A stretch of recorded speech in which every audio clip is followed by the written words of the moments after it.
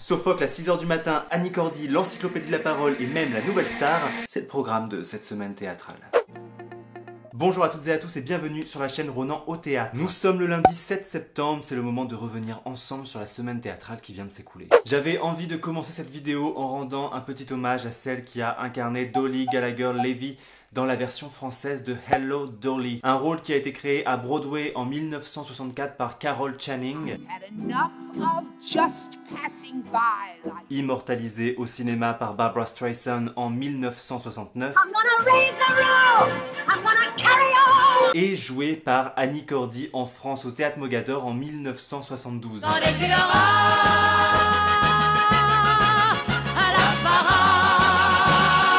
Annie Cordy qui est décédée cette semaine à l'âge de 92 ans et que j'ai écouté et réécouté dans cette version de Hello Dolly. On est très loin de la bonne du curé et de Tata Yo-Yo.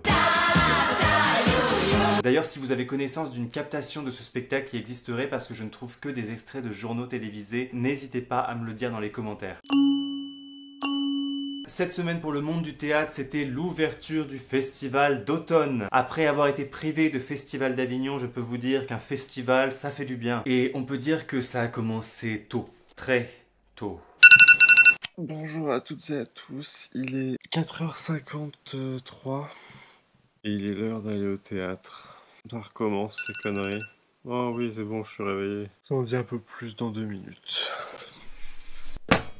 Donc en fait ce matin on va à la cartoucherie pour aller voir le spectacle de Gwenaëlle Morin. C'est l'ouverture du festival d'automne, c'est le week-end d'ouverture. Je pense qu'il est insomniaque de Marcy Motta, tu vois, parce que réouverture Théâtre de la Ville, H24 non-stop, spectacle à 2h du matin, enfin tu vois. Et là ouverture festival d'automne, pof 6 du dans les bois. Oui, parce que c'est dehors. Dis Siri, quel temps fait-il à Vincennes? Il y a des nuages et il fait 17 degrés actuellement à Vincennes.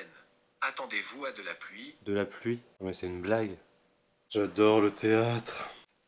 Donc le spectacle s'appelle Uneo Uplusi Tragedies. Uneo Uplusi Tragedies. Vous le mettez bout à bout, en fait, ça fait une ou plusieurs tragédies. Les espaces sont juste pas au bon endroit. C'est une recréation du spectacle qu'il avait fait avec les Talents Adami en 2019. Vous savez, Talents Adami, chaque année, c'est un spectacle avec une promotion sortante qui fait un spectacle avec un ou une metteuse en scène reconnue. C'est souvent pas mal d'ailleurs, mais c'est vrai que c'est un sacré enjeu parce que c'est quand même un travail choral, collectif, et il y a des artistes qui sont pas forcément habitués à travailler avec autant de monde. Donc là, dans ce fameux parc, sachez que le spectacle aura lieu également la semaine prochaine dans le parc de la Villette. Nous allons assister à Ajax, Antigone et les Traquiniennes. Pourquoi je veux un petit air qui roule? De Sophocle, et ça dure 5 heures.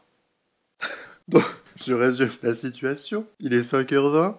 Je me prépare pour aller au théâtre, dehors, sous la pluie, pendant 5 heures. Et bonne rentrée à tous. Allez, hop, on y va. Le taxi vient d'arriver. Merci beaucoup, bonne journée à vous. Par où est-ce? C'est aux ateliers Caroline Carlson. On y était il y a 3 jours en fait, juste à côté au théâtre de l'Aquarium pour aller voir le spectacle de Samuel Achache, dont je vous remets le lien de la vidéo juste ici. Il y a déjà des gens au centre équestre. Il y a déjà vachement de monde en fait, je m'attendais pas à ce qu'il y ait autant de monde. Donc là, 3 tragédies de Sophocle, Ajax, Antigone et les Traquiniennes. À chaque fois 3 personnages qui meurent. Ajax et Antigone qui se donnent la mort. Et puis Héraclès qui meurt dans des circonstances un peu connes. Donc on va voir ce que tout ça donne au lever du soleil. Ça va commencer. Jusque là tout allait bien, j'étais bien installé, j'étais ravi d'être là, j'étais réveillé. Et puis, la pluie. Refusé de belles armes, arrachées à l'ennemi, ou parce qu'elle n'aura pas reçu d'offrande, après qu'on a chassé les cerfs. Ajax vient de se terminer et là, on enchaîne tout de suite avec Antigone. Après un petit café et un petit déjeuner offert par la maison. Et tu es venu, victoire, toi qui donnes la renommée, tu t'es réjoui de la joie de Thèbes, la cité des chats. Je vais vous montrer un truc, regardez, en fait on est presque sur une architecture de théâtre antique, c'est-à-dire qu'au centre ici on a un grand rond qui peut représenter un peu l'orchestra. Ici le panneau, le simple carton, c'est vraiment les coulisses là où tout se passe derrière, tous les crimes, etc. Tout a lieu derrière, exactement comme la Skene. Il manquerait éventuellement un proscenium puisqu'en fait l'espace de jeu c'est aussi l'orchestra ici. Et puis le chœur en fait rentre à chaque fois par la pelouse, pourrait du coup être un peu le parados. Et Parados, j'ai un petit bug là. Et puis le public comme ça qui est autour, assis en en demi-cercle, un peu comme dans le théâtron. Naturellement, alors même qu'il n'y a pas d'architecture, on est au milieu de la pelouse, et ben il y a ce théâtre antique qui est un peu recréé. Bon, apparemment il y a à bouffer là. Je suis frigorifié. En fait, ce que j'adore dans le travail de Gwenaël Morin, c'est vraiment le travail du rythme. Parce que le texte est délivré vraiment de façon très brute. Ah oui, parce que du coup, j'ai pas dit quand même. De Gwenaël Morin, j'avais vu Reparadise, après le spectacle du Living Theatre, Paradise Now. Et avant ça, j'avais vu les Molières de vitesse. Là, on est plus dans le dispositif des Molières de vitesse, où en fait, on a un tambour, pas de costume, pas de décor, et un texte qui est débité assez vite, en fait, qui est vraiment envoyé. Il y a peu de temps mort. Et en fait, c'est ce rythme qui nous met dans une énergie. Alors en plus, le matin, comme ça, parce que là, il est encore très tôt. Hein. Oui, il est 9h28.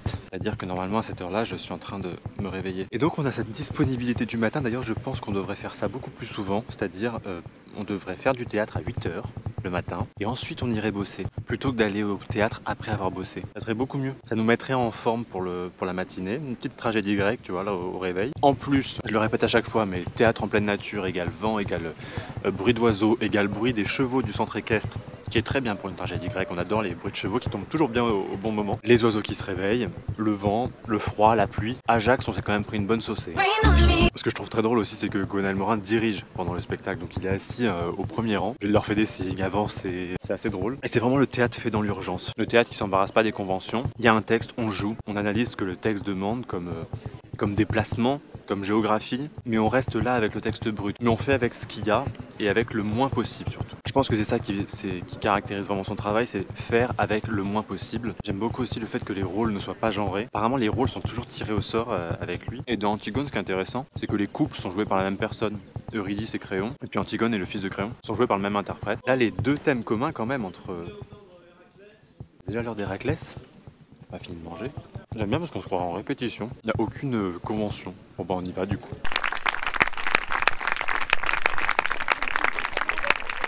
Écoutez, même s'il a plu, même si je me suis gelé les miches, j'ai adoré cette matinée. J'ai adoré voir mourir ces personnages en pleine nature, j'ai adoré écouter du Sophocle dès le matin, et j'ai adoré la façon dont ces textes m'ont été délivrés avec cette urgence, et je crois que cette situation hyper fragile, hyper sur le fil, hyper précaire aussi, leur donne cette énergie, et c'est ça aussi qui nous captive. Ils sont dans un jeu où ils doivent donner beaucoup parce qu'ils doivent compenser cet inconfort. Bien sûr ils ont répété, bien sûr ils ont travaillé, mais on les jette dans une arène face à un public, et c'est le temps de la représentation, tu ne connais pas les éléments météorologiques, donc ils sont sur le qui-vive en permanence. Et ils donnent tout ce qu'ils ont pour tenir, et c'est ça qui est magique. Et dans le lot d'acteurs et d'actrices qui incarnaient donc ces tragédies, Ajax passe, Antigone passe, et je trouve les rôles principaux très bons, mais il y a une personne que j'avais pas encore vue qui était uniquement dans le cœur jusqu'à présent. Et cette fille dans les Trachiniennes joue ce jour-là Héraclès et Déjanire, sa femme. Toujours avec cette idée qu'un acteur ou une actrice joue les deux personnages du couple. Elle ruisselait sur le sol, elle devenait invisible. Et je la trouvais incroyable, et tout de suite je me suis dit je vais noter son nom, comme ça je la mettrai dans les nominations pour les prochains Ronan Awards 2021. Si vous ne savez pas ce que c'est que les Ronan Awards, eh bien c'est normal,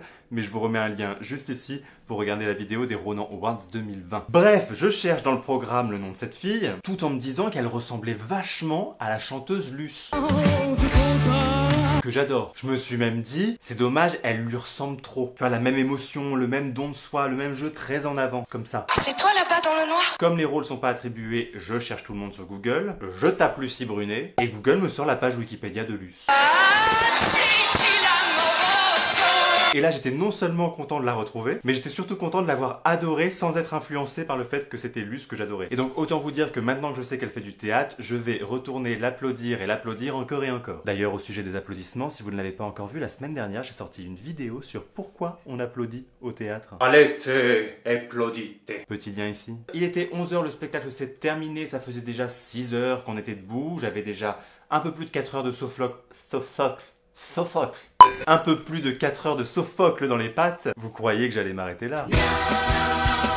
Après cette courte pause déjeuner, non, ce n'est pas fini, on continue. Non, je n'ai pas eu assez de théâtre. Je viens d'arriver à l'Espace Cardin, le nouvel antre du théâtre de la ville, pour Encyclopédie de la Parole. Encyclopédie de la Parole, je vous en ai parlé rapidement dans la vidéo de lundi dernier. C'est un des portraits du Festival d'automne cette année, qui n'est pas consacré à un artiste donc, mais à une série de spectacles. Et ça tombe bien parce que ça fait plusieurs années que c'est programmé, qu'il y a eu plusieurs déclinaisons, et que je ne l'ai jamais vu. Donc là, à 14h30, je vois Blablabla, qui est mis en scène par Emmanuel Lafont. Composition toujours Joris Lacoste, qui est un peu à l'initiative de ce projet quand même. Et alors vraiment, c'est une grande découverte. Je ne sais pas vraiment de quoi ça parle. On va voir comment on joue avec les mots dans ce spectacle.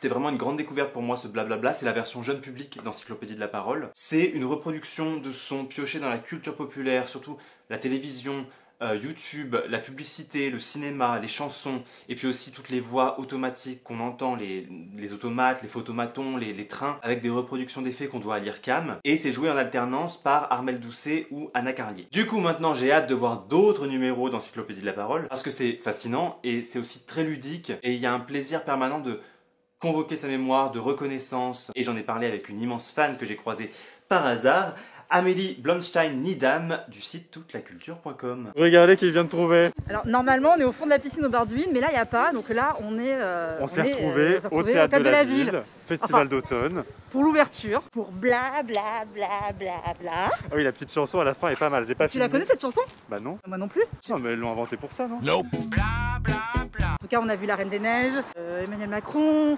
on a vu... Un peu du Roi Lion. Un peu du Roi Lion. Harry Potter. Des youtubeurs. Une Ouais. youtubeuse débutante. Oui, bah un peu comme moi en fait. Moi, ce que je peux vous conseiller, c'est de tout voir de l'Encyclopédie de la Parole de Joris Lacoste et parce d'Emmanuel qu'elle, elle a Lafont. tout vu en fait. Tout depuis 2007. Alors, les coulisses de ce truc, c'est que la première fois que j'ai entendu parler de Joris Lacoste et d'Encyclopédie de la Parole, c'est elle qui est en train de l'encenser un peu backstage comme ça en coulisses. Moi, j'ai tendu une oreille. Je me suis dit, oulala, ça a l'air génial. Je pensais que ça lui plairait. En fait, c'est donc Joris Lacoste et Emmanuel Lafont, depuis 2007, enregistrent tous les sons qui viennent de partout. Donc ça donne une pub télé, un discours politique, et ils en font des spectacles sous différentes formes. Il y a un travail Il de en parlera. reproduction du son qui est génial, et il y a un travail d'enchaînement des sons, soit par thématique, soit pour une question de rythme, soit pour une question de mots qui correspondent, et on se perd complètement là-dedans. Et quand même, ça apporte une narration Mais complète, évidemment. puisque à la fin, on referme le spectacle par le début, enfin voilà, on Et s'y puis retrouve. un amour du son, tout court. Enfin, c'est un amour des mots et du son qui me touche beaucoup, toujours. Enfin, Et un public très réceptif en plus. ah oui, oui, oui, les gamins étaient à fond, ça riait à fond les ballons, c'était super. C'était Du super. coup, ça veut dire que sur toute la culture, là, on a un article sur chaque spectacle de Joris Lacoste. À peu près, mais pas sur suite numéro 4 qui va être créée. Attendez, je vais faire un peu la snob, genre qui sait tout. Je sais que ça va être créé à l'occasion de Musica à Strasbourg fin septembre. J'ai pas la date, c'est le 27 ou 28 septembre et ça viendra après à Paris. Mais je lui dirai, comme ça il vous en parlera. Donc après cette vidéo, on va faire un petit tour sur toute la culture.com.fr. .com Worldwide. C'est la fin de cette vidéo, j'espère que cette semaine théâtrale vous aura plu, j'espère que ça vous aura donné envie d'aller voir Gwenaëlle Morin à la fin de la semaine à la Villette à 6 h du matin et de découvrir Encyclopédie de la Parole pendant tout le festival d'automne. Et pour info, vous avez été très nombreux et nombreuses à regarder la vidéo des 48 heures avec Thomas Joly au quai. Eh bien, sachez que le spectacle La Nuit de Madame Lucienne est prolongé jusqu'à la fin de la semaine, jusqu'au 12 septembre. Pour ma part, j'ai encore aucun spectacle programmé cette semaine, c'est-à-dire la semaine du 14 au 20 septembre, donc n'hésitez pas à me faire vos suggestions dans les commentaires, ici, ou bien sur Twitter et Instagram, @RonanYD. Avant de partir, n'oubliez pas de donner un pouce bleu à la vidéo si ça vous a plu, n'oubliez pas de partager, et puis surtout de vous abonner à la chaîne en activant la petite cloche pour ne manquer aucun rendez-vous. Et je vous dis à lundi prochain pour une nouvelle vidéo au théâtre.